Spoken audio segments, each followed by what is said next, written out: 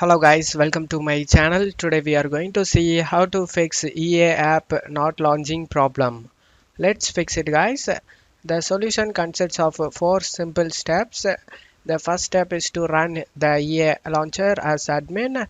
To do this, you just need to right click on the EA app and select properties.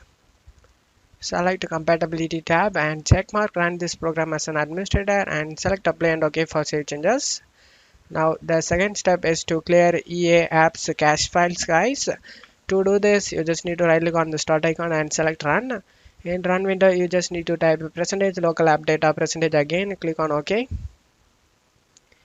In here you just need to search for EA desktop and electronic arts. You just need to select both of it and right click on it and delete it guys.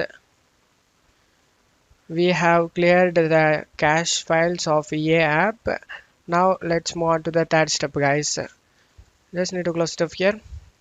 The third step is to check the user variables. To do this, right click on the start icon and select run.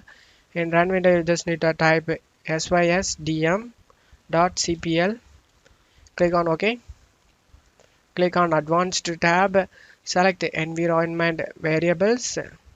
If you see game data dir in the user variable section, you just need to delete it guys. Just select it and select delete it guys. After deleting it, select OK. Just close it off here. Let's move on to the fourth step guys. The fourth step is to change clock settings. To do this you just need to go to search menu and type control panel. Click on open it. Select clock and religion. Select religion. Select administrative and select change system local. You just need to check mark this beta guys. After that click on OK.